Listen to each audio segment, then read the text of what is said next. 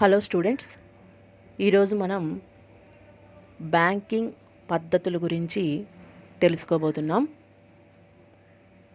ఏ దేశంలో అయినా పారిశ్రామిక, వ్యవసాయ, సేవా రంగాలకు తగినంత స్థాయిలో పెట్టుబడులు లభించకపోయినట్లయితే ఆర్థిక అభివృద్ధి రేట్ అనేది పుంజుకోలేదు.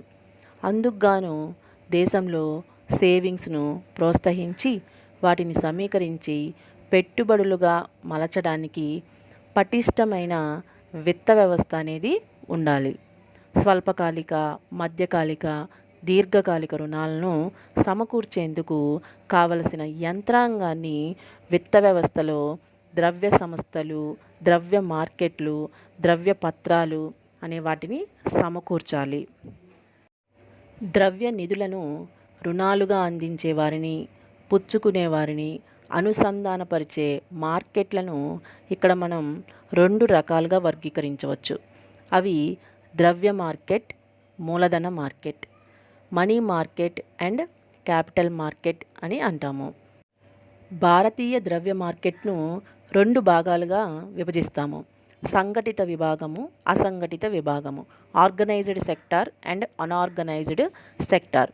పబ్లిక్ రంగంలోని వాణిజ్య బ్యాంకులు, ప్రాంతీయ గ్రామీణ బ్యాంకులు, విదేశీ బ్యాంకులు సంఘటిత విభాగాని కిందకి చెందుతాయి. అసంఘటిత విభాగంలో దేశీయ బ్యాంకర్లు, వడ్డీ వ్యాపారస్తులు, బ్యాంకేతర ద్రవ్య సంస్థలు పనిచేస్తూ ఉంటాయి. ఈ బ్యాంకులు వివిధ రకాల బ్యాంకింగ్ విధానాలను పాటిస్తాయి. ఇవి వివిధ దేశాలలో వివిధ రకాలుగా ఉంటాయి. బ్యాంకింగ్ సంస్థల అభివృద్ధితో బ్యాంకింగ్ యొక్క వివిధ వ్యవస్థలు ఉనికిలోకి వచ్చాయి. సంస్థాగత లక్షణాలు మరియు పద్ధతులు లేదా వ్యవస్థ యొక్క విధుల ఆధారంగా బ్యాంకింగ్ వ్యవస్థ యొక్క నిర్మాణం అనేది నిర్వచించబడింది. అయితే ముందుగా ఇక్కడ మనం సంస్థాగత లక్షణాల ఆధారంగా బ్యాంకింగ్ వ్యవస్థ అనేది ఎన్ని రకాలుగా ఉంటుంది అనేది చూద్దాము. అందులో మొదటిది branch banking, next unit banking, సామూహిక బ్యాంకింగ్, గొలుసు బ్యాంకింగ్ అనే వాటిని సంస్థాగత లక్షణాల ఆధారంగా మనం చెప్పుకోవచ్చు. సో ఇందులో మొదటి పద్ధతి వచ్చేసి బ్రాంచ్ బ్యాంకింగ్ పద్ధతి. ఇప్పుడు మనం బ్రాంచ్ బ్యాంకింగ్ పద్ధతి గురించి పూర్తి వివరాలు చూద్దాము. బ్రాంచ్ బ్యాంకింగ్ పద్ధతికి ఇంగ్లాండ్ ప్రసిద్ధి వహించింది. బ్రాంచ్ బ్యాంకింగ్కు ఒకే డైరెక్టర్ల బోర్డు ఉండి ఒక సమూహానికి చెందిన వాటాదారులు కలిగి న్యాయాత్మక వ్యక్తిత్వంలో దేశమంతటా బ్రాంచీలను విస్తరింపజేసి బ్యాంకింగ్ కార్యకలాపాలు కొనసాగించే పద్ధతినే బ్రాంచ్ బ్యాంకింగ్ పద్ధతి అంటాం. ఈ బ్రాంచ్ బ్యాంకింగ్ పద్ధతి ఇంగ్లాండ్లో పుట్టి కెనడా, ఆస్ట్రేలియా, ఇండియా మొదలైన దేశాలలో అభివృద్ధి చెందుతూ వచ్చింది. ఈ పద్ధతి ప్రకారం ఒక పెద్ద బ్యాంకు ఉంటుంది. ఒకే యాజమాన్యం కింద మిగిలిన బ్రాంచెస్ అనేవి వేరువేరు స్థలాల్లో స్థాపించడం అనేది జరుగుతుంది. ఆ విధంగా ఒక పెద్ద బ్యాంకు కింద ఈ బ్రాంచెస్ అన్నీ కూడా వాటి యొక్క వ్యాపారాన్ని నిర్వహిస్తాయి.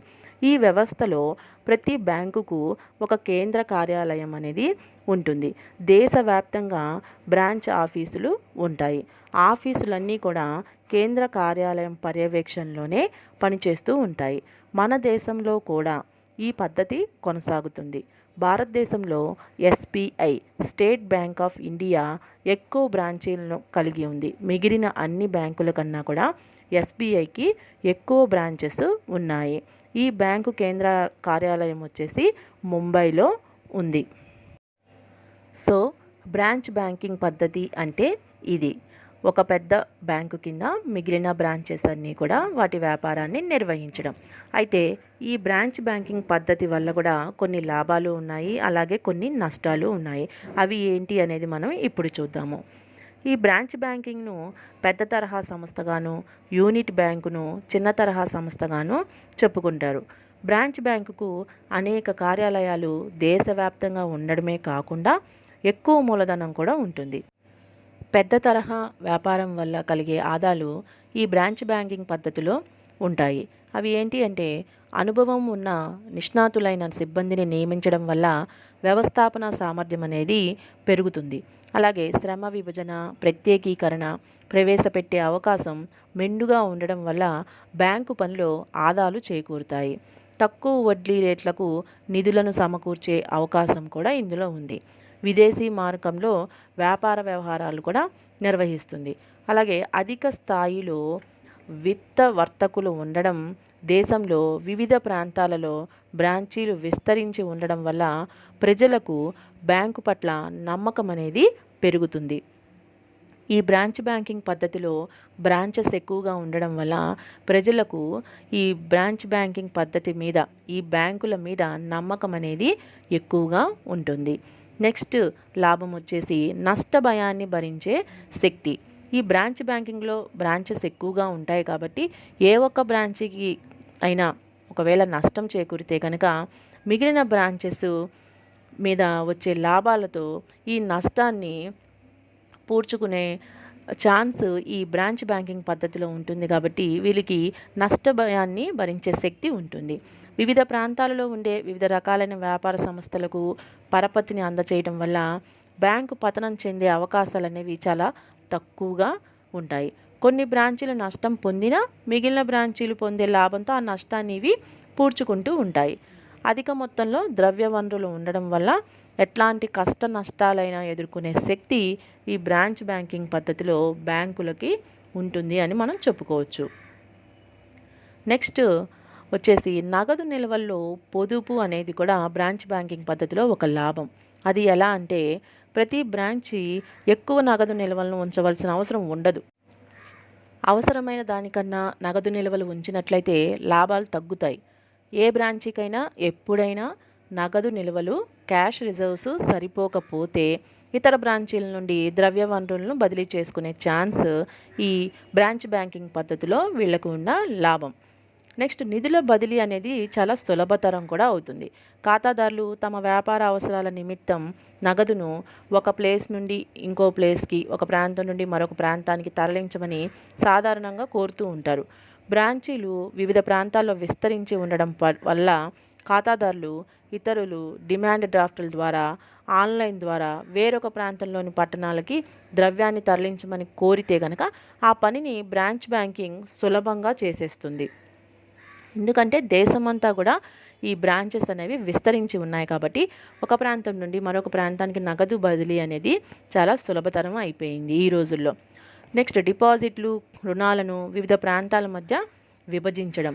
వివిధ ప్రాంతాల్లో బ్రాంచ్ ఆఫీసులు ఉండడం వల్ల పొదుపులు ఎక్కువగా ఉన్న ప్రాంతాల నుండి నిధులను సమీకరించి రుణ సౌకర్యాలు ఎక్కడైతే లోన్స్ ఎక్కువగా అడుగుతున్నారో, ఎక్కువ అవసరం ఉందో ఆ ప్రాంతాలకు ఆ నిధులను బదిలీ చేసుకునే అవకాశం కూడా ఈ బ్రాంచ్ బ్యాంకింగ్ పద్ధతిలో ఉంది. రుణాలకై పొందే హామీలు, తనఖాలతో ఎంపిక చేసుకోవడానికి కూడా సౌలభ్యం అనేది ఇక్కడ ఉంది. వడ్డీ రేట్లలో ప్రాంతీయ అసమానతల తొలగింపు అనే లాభం కూడా మనం ఇక్కడ చూడొచ్చు. దేశంలో వివిధ ప్రాంతాలలో బ్రాంచ్ ఆఫీసులు ఉండడం వల్ల అధిక వడ్డీ ఉన్న ప్రాంతాల నుండి తక్కువ వడ్డీ ఉన్న ప్రాంతాలకు నిధులను బదిలీ చేసుకోవచ్చు. ఫలితంగా వడ్డీ రేట్లలో అసమానతలను మనం తగ్గించుకునే ఛాన్స్ మనకి ఉంది. నెక్స్ట్ లాభం వచ్చేసి బ్యాంకు నిధులను సక్రమంగా పంపిణీ చేయడం. బ్యాంకు సేకరించిన డిపాజిట్లు, మూలధనం సక్రమంగా ఉపయోగించుకోవచ్చు.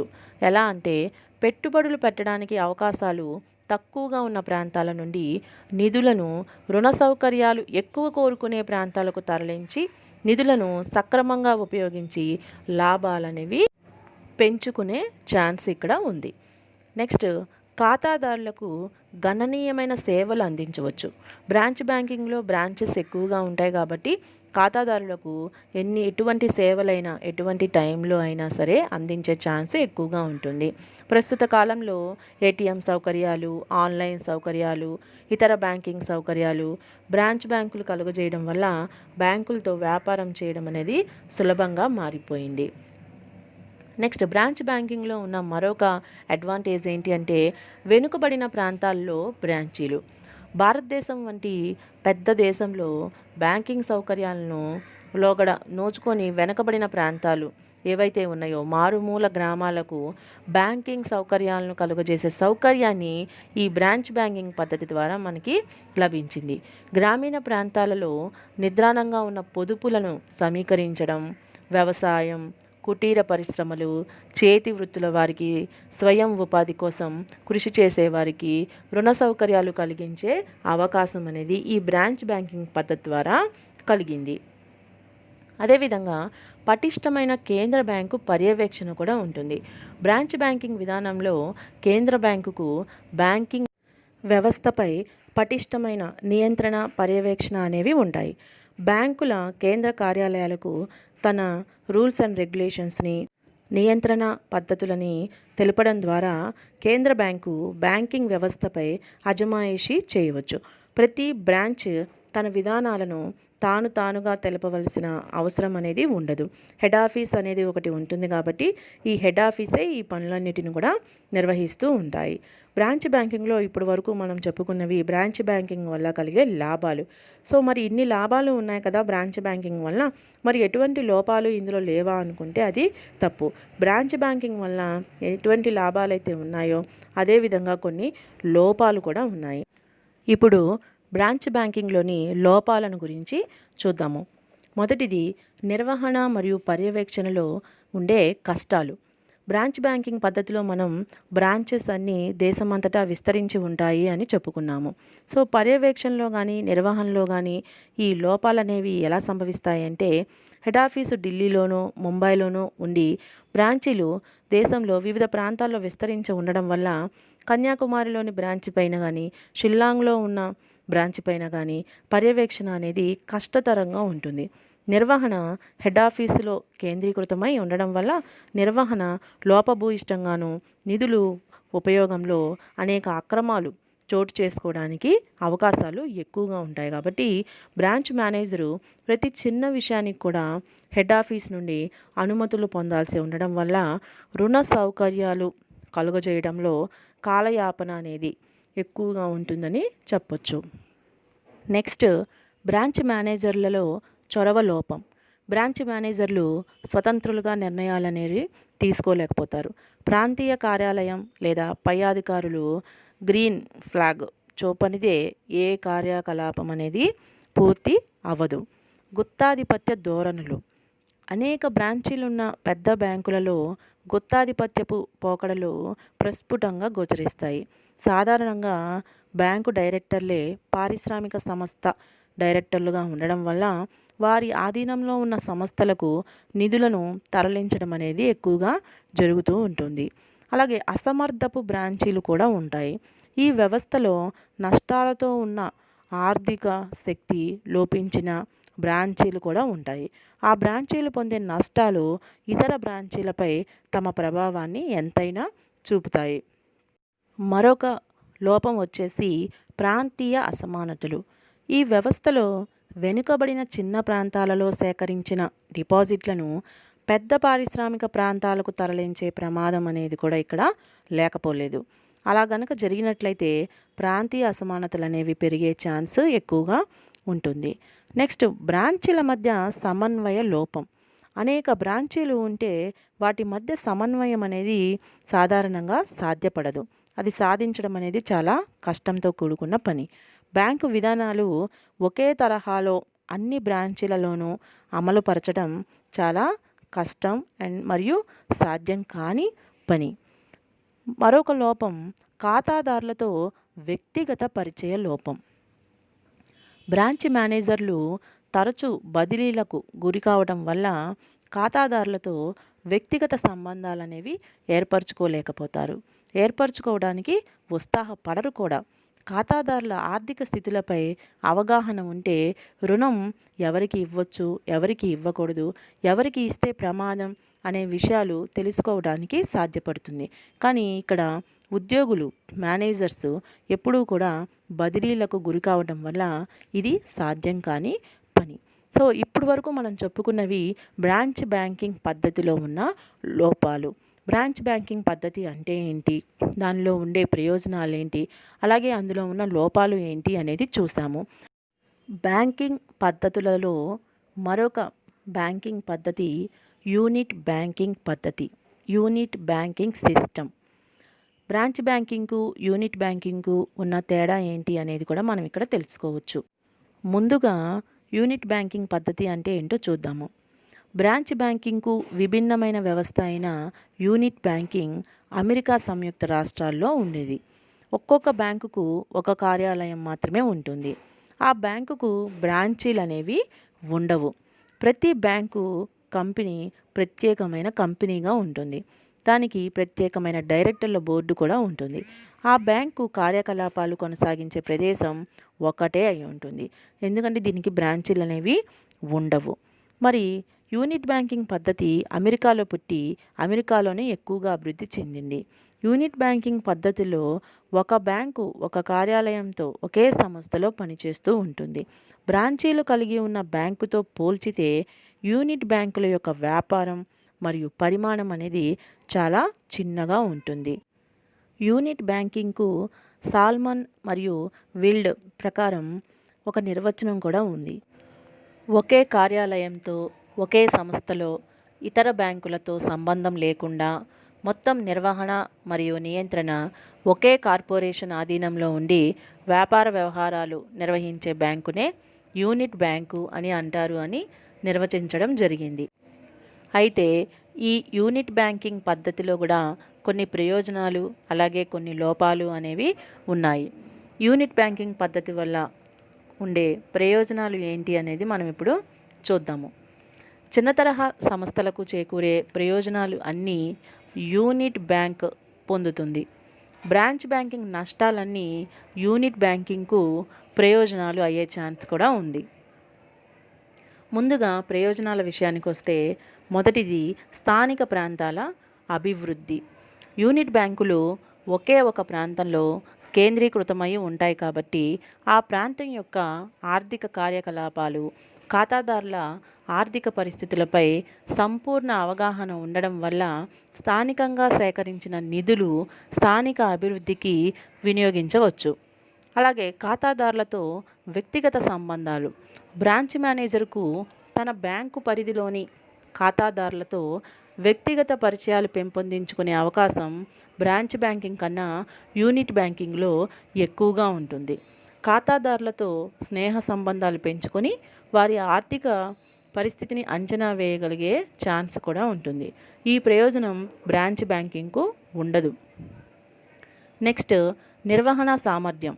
నిర్వహణ సామర్థ్య విషయానికి వస్తే చిన్న యూనిట్ బ్యాంకు నిర్వహణ, పర్యవేక్షణ సులభాతి సులభం. ఎప్పుడైతే మనం బ్రాంచ్ బ్యాంకింగ్తో కంపేర్ చేస్తామో వనరులు అనైతిక కార్యకలాపాలకు మళ్లించడం, లంచాలు తీసుకోవడం వంటి అవినీతి కార్యకలాపాలకి ఇక్కడ చోటు అనేది ఉండదు. ఎందుకంటే ఒకే ఒక కార్యాలయం ఉంటుంది కాబట్టి, బ్రాంచెస్ అనేవి ఉండవు కాబట్టి ఇలాంటి అవినీతి కార్యకలాపాలకు ఎక్కువ తావు అనేది ఇక్కడ ఉండకపోవచ్చు. నెక్స్ట్ గుత్తాధిపత్య ధోరణులు లేకపోవడం.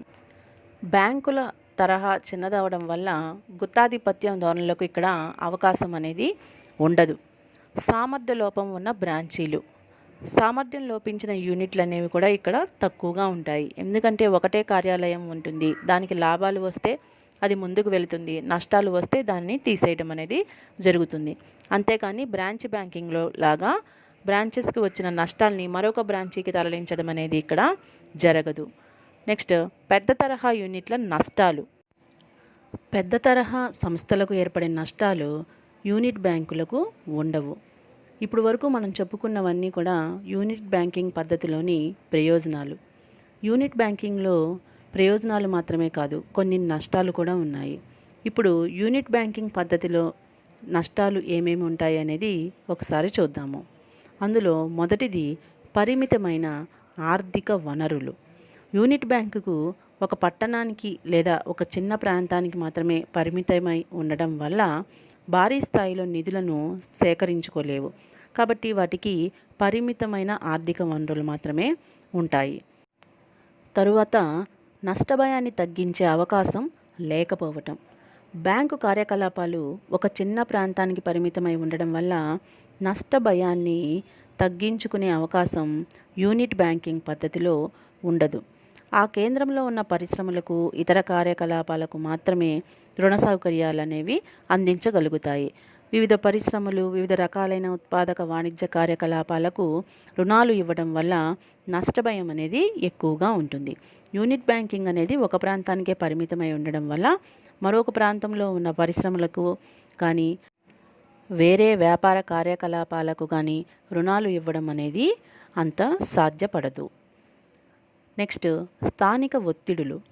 యూనిట్ బ్యాంక్ మేనేజర్ అందరికీ పరిచయస్తుడవడం వల్ల స్థానికంగా అతనికి ఎక్కువ ఒత్తిడులు తట్టుకోవాల్సి రావచ్చు.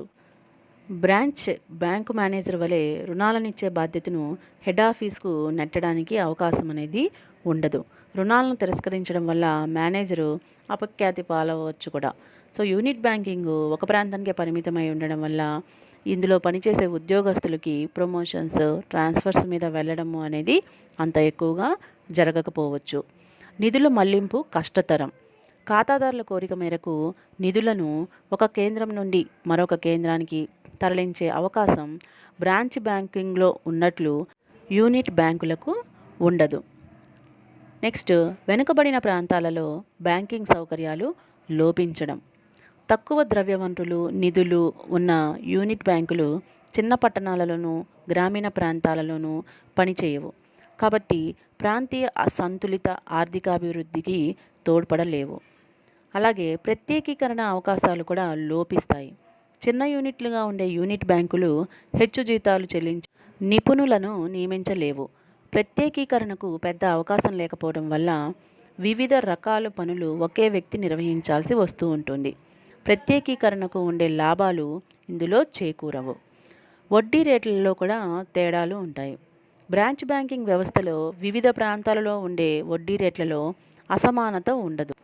కానీ యూనిట్ బ్యాంకింగ్ వ్యవస్థలో వడ్డీ రేట్లలో తేడాలు ఉంటాయి. అంతేకాకుండా బ్యాంకుల మధ్య పోటీ.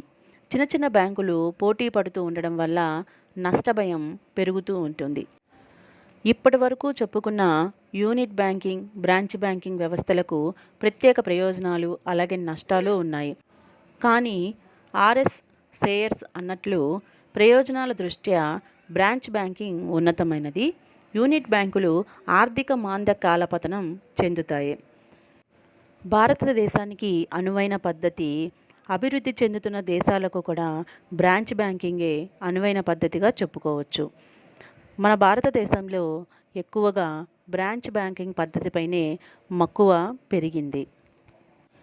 బ్యాంకులు వ్యవసాయ, పారిశ్రామిక రంగాలకు, వాణిజ్యానికి మాత్రమే కాక పేదరికపు నిర్మూలనకు తోడ్పడే స్వయం ఉపాధి పథకాలకు, గ్రామీణ అభివృద్ధి పథకాలకు రుణాలను మంజూరు చేసి సమాజ శ్రేయస్సుకు తోడ్పడవలే.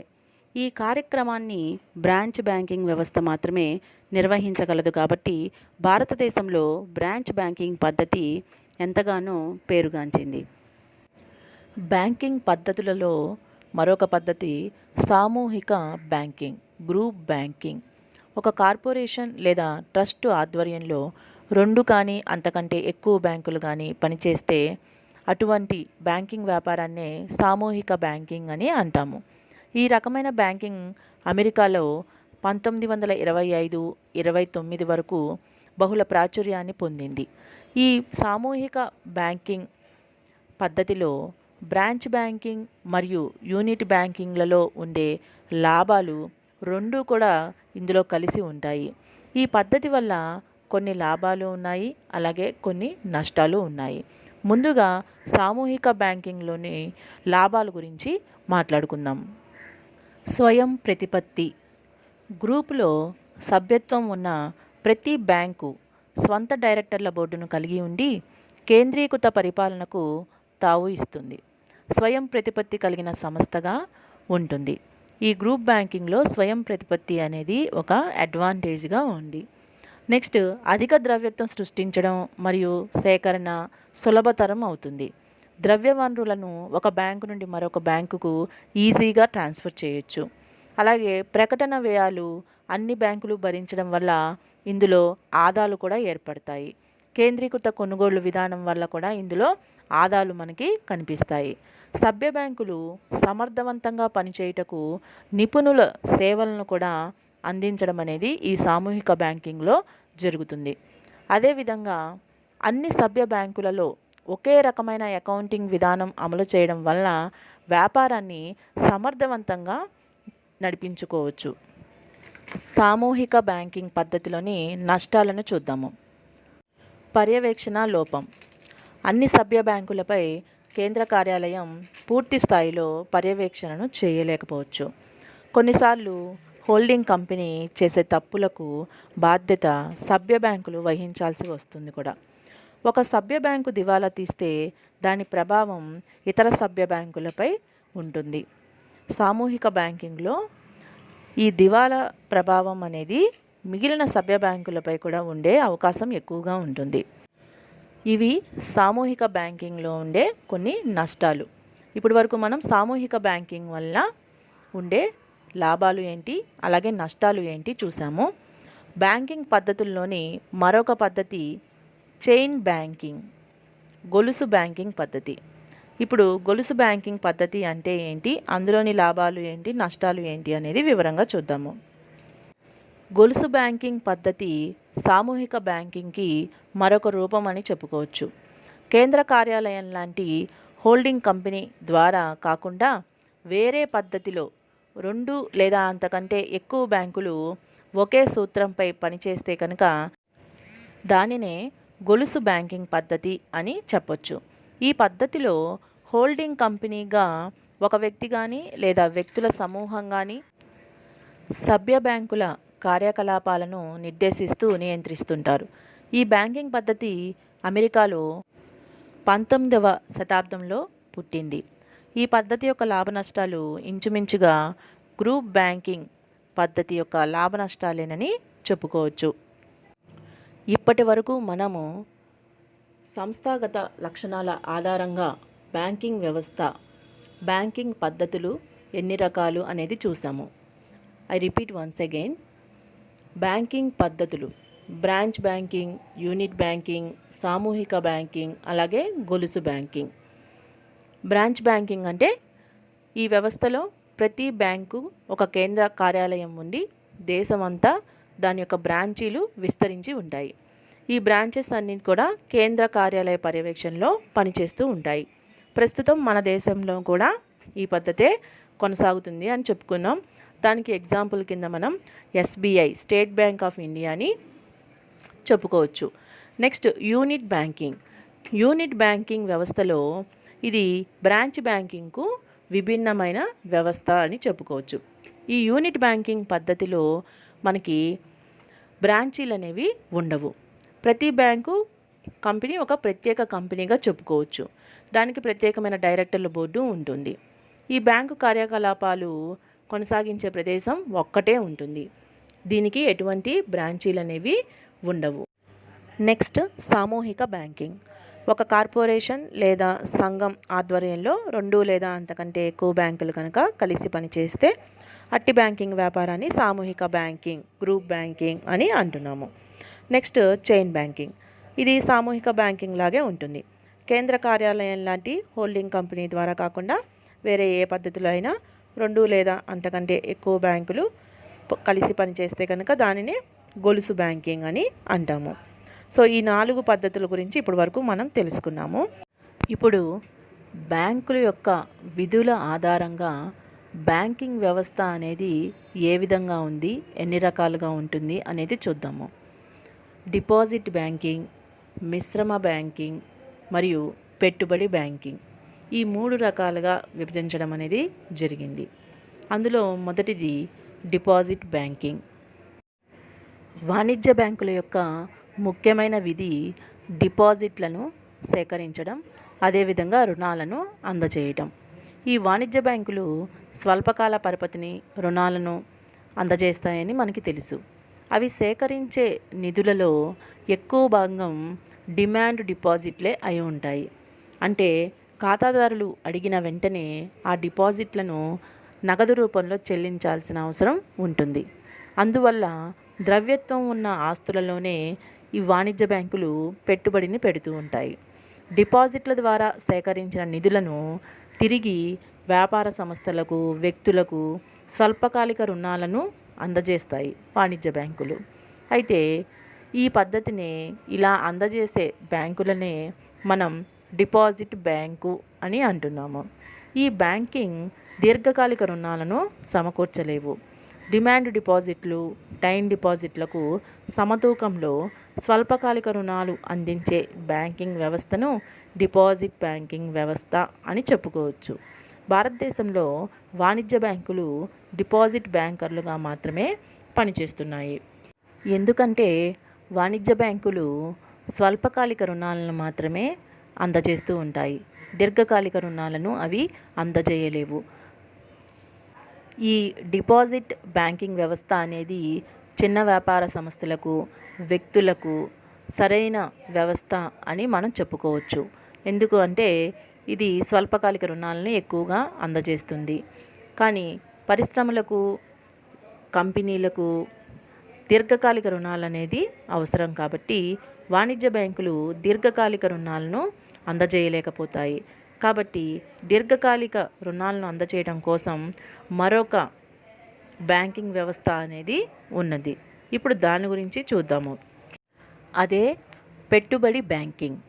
పారిశ్రామిక సంస్థలను ప్రారంభించి వాటికి కావలసిన మూలధనాన్ని సమకూర్చే బ్యాంకింగ్ పద్ధతినే పెట్టుబడి బ్యాంకింగ్ అని అంటాము. ఈ విత్త సంస్థలు దీర్ఘకాలిక రుణాలను మాత్రమే అందజేస్తాయి. పారిశ్రామిక సంస్థల షేర్లు, రుణపత్రాలలో పెట్టుబడిని కూడా పెడతాయి. స్వల్పకాలిక రుణాల జోలికి ఇవి పోవు.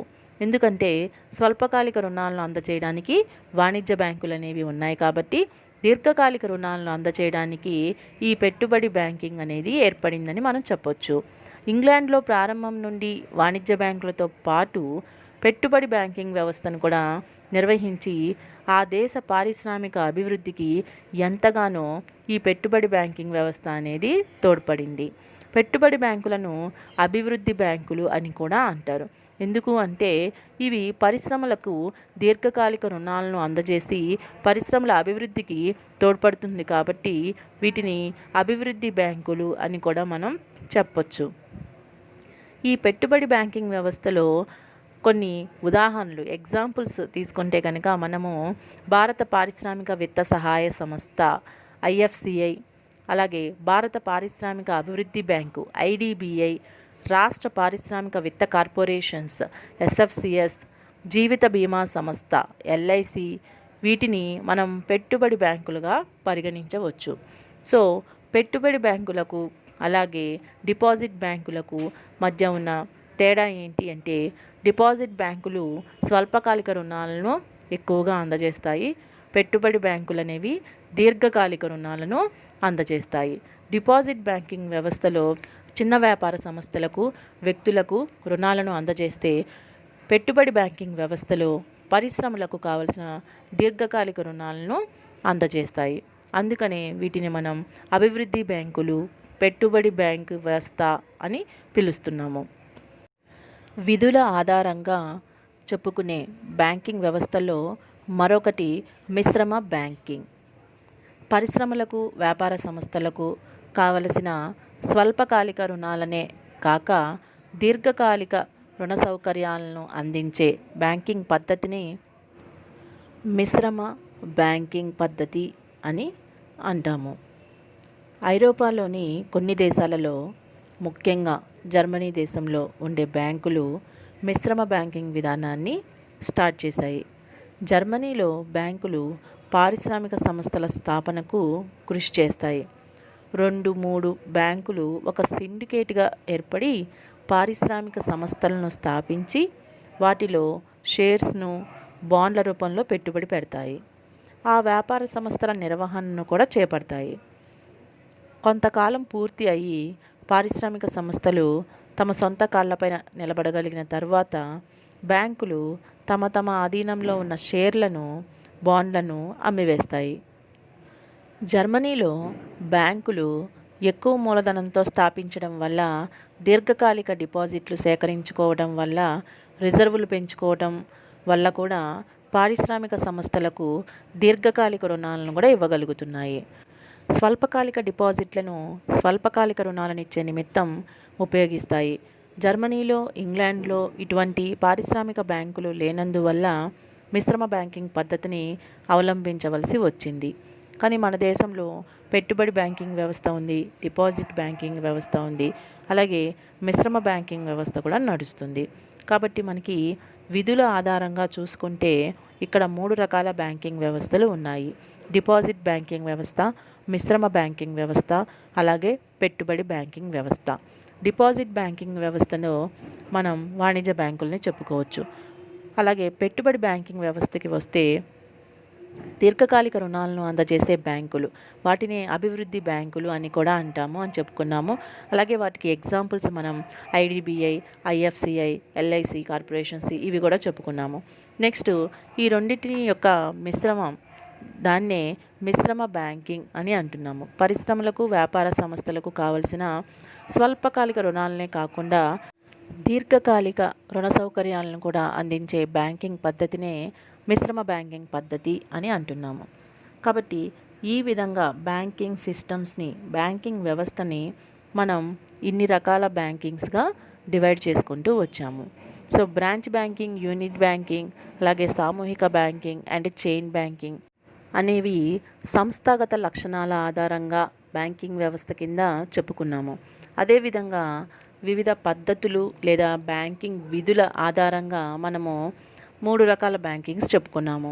అవే డిపాజిట్ బ్యాంకింగ్, పెట్టుబడి బ్యాంకింగ్ మరియు మిశ్రమ బ్యాంకింగ్. ఇవన్నీ కూడా బ్యాంకింగ్లో ఉన్న రకాలు, బ్యాంకింగ్ పద్ధతులు లేదంటే బ్యాంకింగ్ వ్యవస్థలోని వివిధ ధోరణులు అని మనం చెప్పుకోవచ్చు. సో ఈ విధంగా ఈ క్లాస్లో మనం వివిధ రకాలైనటువంటి బ్యాంకింగ్ వ్యవస్థల గురించి, అలాగే ప్రతి బ్యాంకింగ్ వ్యవస్థలో ఉన్న లాభ నష్టాల గురించి కూడా విపులంగా తెలుసుకున్నాము. Thank you.